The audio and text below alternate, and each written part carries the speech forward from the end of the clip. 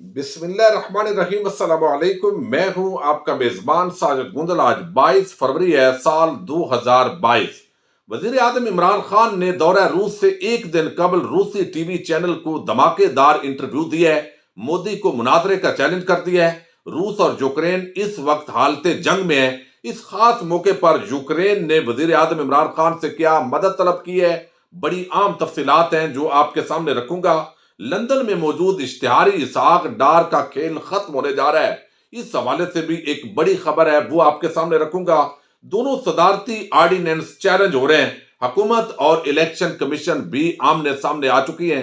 انتہائی عام ویڈیو ہے، امید کروں گا کہ آپ سماعت کریں گے اور قیمتی فیڈ بیک سے ضرور آگاہ کریں گے۔ حال ہی میں صدر پاکستان نے 2 آرڈیننس جاری کیے ہیں۔ ایک کا تعلق تو فیک نیوز کے ساتھ ہے، اور پیکا قانون کے اندر کچھ حکومت ترامیم لے کر آئی جس پر ایک صدارتی آرڈیننس جاری کیا گیا اور فیک نیوز پھیلانے والوں کے خلاف حکومت نے گھیرا تنگ کیا۔ اس پر اب تمام صحافتی تنظیمیں وہ سیکھ پائے، اینکرز اور صحافی اس وقت اس کے خلاف پروگرام کر رہے ہیں۔ دوسری طرف وکلاء آرگنائزیشنز بھی میدان میں آ گئی ہیں۔ آج لاہور ہائی کورٹ اور اسلام آباد ہائی کورٹ کے اندر پیکا قانون کے اندر جو ترامیم ہوئی ہے ان کو چیلنج کر دیا گیا ہے۔ سندھ ہائی کورٹ بار نے باقاعدہ اس کے خلاف ایک قرارداد منظور کی ہے۔ تو آزادی اظہار رائے پر حملہ اس کو قرار دیا جا رہا ہے، اور آپ کو علم ہے حکومت جب بھی کوئی سخت ایکشن لیتی ہے اور کوئی بھی بڑا کام کرنے کی کوشش کرتی ہے تو یہ مختلف مافیات مل کر حکومت کے خلاف ایک محاذ بناتے ہیں، اور میڈیا چونکہ سکرینیں ان کے پاس اویلیبل ہوتی ہیں، بغض عمران کے اندر یہ سارے لوگ اکٹھے ہو جاتے ہیں۔ اب لاہور ہائی کورٹ کے اندر یہ ظفر ایڈوکیٹ ہے جنہوں نے یہ درخواست جمع کروائی ہے، چودھری سعید ظفر ایڈوکیٹ، اور انہوں نے کہا ہے جی یہ ترمیمی آرڈیننس جو ہے یہ غلط ہے، یہ آزادی اظہار رائے کو ختم کرنے کی سازش ہے۔ دوسری طرف جو ایک آرڈیننس جاری کیا گیا جس کے اندر جو الیکٹڈ ممبران ہیں وہ الیکشن کمپین کے اندر حصہ لے سکتے ہیں، جیسے اب مریم نواز چونکہ الیکٹڈ نہیں ہے وہ ہر جگہ کمپین کر سکتی ہیں، وہ جلسے جلوس کر سکتی ہیں، اور چونکہ الیکٹڈ ممبران M N As, M P As, وزراء، وزیر اعظم وہ نہیں جا سکتے، اور یہ خدشہ ظاہر کیا جاتا ہے کہ وہ اسکیموں کا اعلان کر سکتے ہیں، وعدہ وعید کر سکتے ہیں،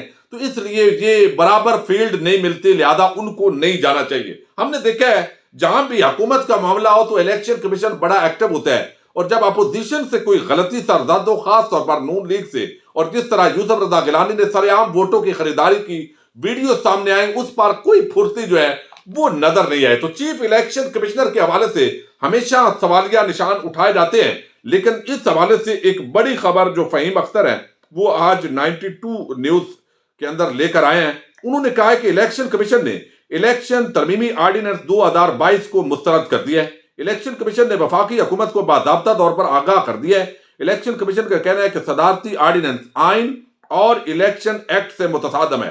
آئین میں واضح لکھا ہے کہ صاف، شفاف، منصفانہ اور آزادانہ انتخابات کے لیے الیکشن کمیشن کے اختیارات کو ختم نہیں کیا جا سکتا۔ تو صدارتی آرڈیننس کے خلاف عدالت سے رجوع کرنے سے متعلق الیکشن کمیشن جلد فیصلہ کرے گا، اور کل ان کا انتہائی عام اجلاس ہونے جا رہا ہے، بلکہ آج ہو رہا ہے، اور اس اجلاس کے اندر لائحہ عمل طے کر لیا جائے گا۔ تو چیف الیکشن کمشنر اور ان کی ٹیم اور حکومت بھی اس معاملے کے اندر آمنے سامنے آ چکی ہے، اور دوسری طرف دونوں صدارتی آرڈیننسز کو باقاعدہ طور پر جو ہے وہ چیلنج جو ہے وہ کر دیا گیا ہے، اور اس معاملے پر آپ دیکھ لیجئے کہ حکومت جب بھی اس طرح کا سٹیپ اٹھاتی ہے تو ہم نے دیکھا ہے اس کے اندر سارے جو ایلیمنٹس ہیں وہ ایکٹیو ہو جاتے ہیں۔ اسحاق ڈار کے حوالے سے ایک بڑی خبر ہے، وہ پہلے آپ کے سامنے رکھوں۔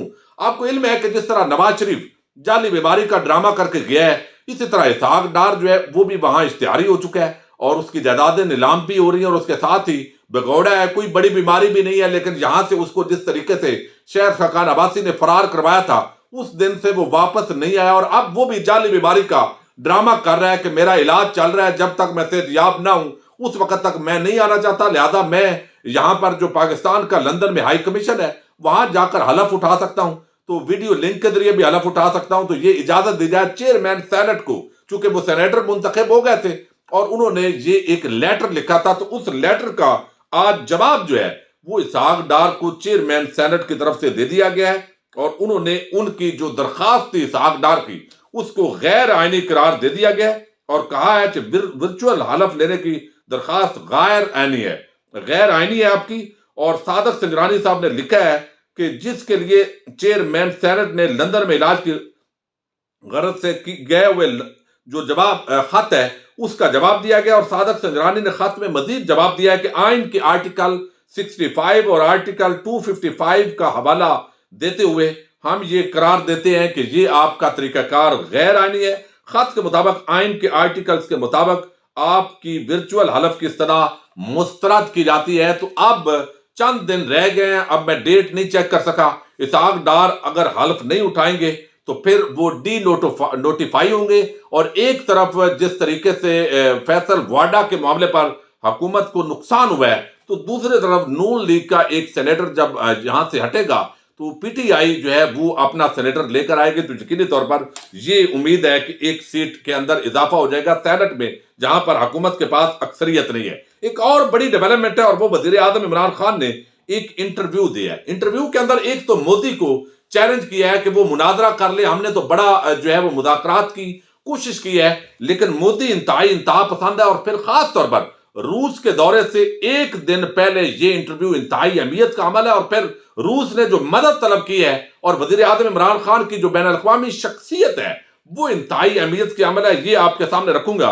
روسی ٹی وی کو جو انٹرویو دیا ہے، ایک تو کہا گیا ہے کہ دنیا کے ترقی پذیر ممالک سے غیر قانونی طور پر پیسے کی منتقلی کے مسئلے کا ہمیں سامنا ہے، یعنی جس طریقے سے نواز شریف، زرداری اور بڑے بڑے جو مافیات ہیں وہ پیسہ لوٹ کر بیرون ملک جاتے ہیں، اس مسئلے کو ہمیشہ وزیر اعظم پریارٹی پر اٹھا رہے ہیں، اور خاص بات یہ ہے کہ ہمارا میڈیا بھی یہ معاملہ نہیں اٹھاتا، اور دوسرا جو سیاسی جماعتیں ہیں ان کو بھی سانپ سونگ جاتا ہے اس معاملے پر۔ تو جس کا بیر پراپرٹی نہیں ہوتی، جس کو خطرہ نہیں ہوتا، کوئی غیر قانونی دھندا نہیں ہوتا، وہی جرت کے ساتھ اس معاملے کو اٹھا سکتا ہے۔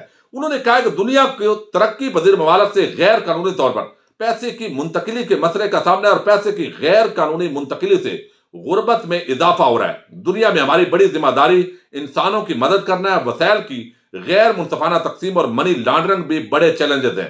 انہوں نے مزید کہا وزیر اعظم نے کہ ہمارے سابق حکمرانوں نے پیسہ لندن منتقل کیا، ہم واپسی کے لیے کچھ نہیں کر سکتے۔ ان ممالک نے اس پیسے کی واپسی کو بہت مشکل کر دیا ہے۔ جائیداد قانونی پیسے سے نہیں، تو یہ پیسہ لندن کو اور باقی حکومتوں کو واپس کرنا چاہیے۔ وزیر اعظم نے کہا جب دنیا بلاکس میں تقسیم ہوئی تو پاکستان امریکی بلاک میں چلا گیا، اور ہم غیر ملکی امداد کے لیے بلاک کا حصہ بنے۔ اب جب ہم ماضی کو دیکھتے ہیں تو یہ غیر ملکی امداد ملک کے لیے ایک لعنت ہے۔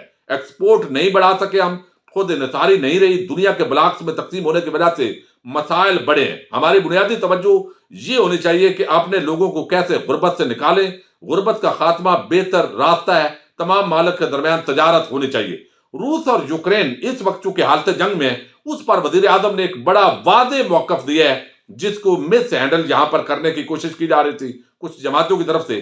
وزیر اعظم نے کہا کہ روس یوکرین تنازع بات چیت کے ذریعے حل کرنے پر ہم زور دیتے ہیں، فوجی کارروائی کسی مسئلے کا حل نہیں ہو سکتی۔ روس کے ساتھ باہمی تعلقات ہیں اور اس کو مزید مضبوط کرنا چاہتے ہیں۔ ترقی پذیر دنیا چاہتی ہے کہ اب کوئی دوسری سرد جنگ نہ ہو، اس لیے چاہتے ہیں کہ یوکرین تنازع پرامن طریقے سے حل ہو۔ دنیا بلاکس میں تقسیم ہے، ہم چاہتے ہیں کہ مسائل کا حل پرامن ہو۔ تو وزیر اعظم نارتھ ساؤتھ پائپ لائن منصوبہ رکنے کی ایک بڑی وجہ روسی کمپنی پر امریکی پابندی بھی تھی، جبکہ ایران پر پابندیوں کی وجہ سے گیس پائپ لائن منصوبہ مسائل میں رہا۔ ہمیں گیس کی کمی کا سامنا ہے، چاہتے ہیں کہ ایران پر پابندیاں ختم ہوں۔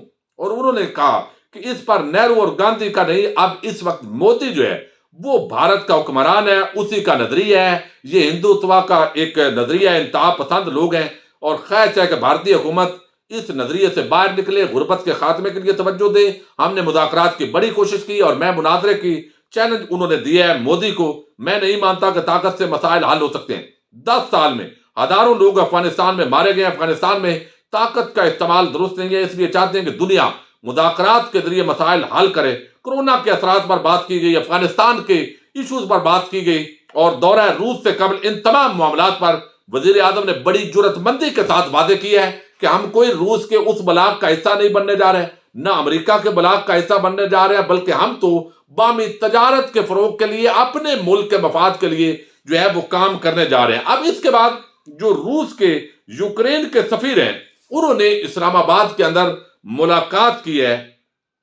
پاکستان میں یوکرین کے سفیر مارکیان چوچک نے میڈیا کو بریفنگ دیا بلکہ، اور انہوں نے کہا کہ روس یوکرین پر حملہ کر کے قبضہ کرنا چاہتا ہے، اور جنگ کے بہانے بنا کر فالس فلیگ ऑपरेशन करना चाहता है। यूक्रेन के सफीर ने कहा कि पाकिस्तान मसले के हल के लिए अपना किरदार अदा करे और वजीर आजम इमरान खान दौरा रूस में रूसी क़यादत के साथ ये मामला उठाएं। पाकिस्तान जौहरी ताकत है, उसे अपना किरदार अदा करना चाहिए।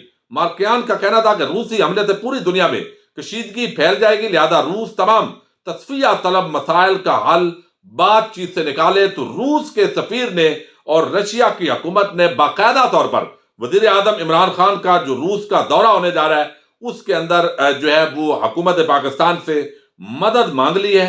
और दूसरी तरफ जो बड़ी डेवलपमेंट है इस वक्त दुनिया के अंदर, जो इस वक्त फी बैरल ऑयल है वो $100 के करीब हो गया है, जिसकी वजह से अब रशिया और यूक्रेन का ये जो मामला है ये मजीद दुनिया के अंदर महंगाई का फरोग भी करेगा।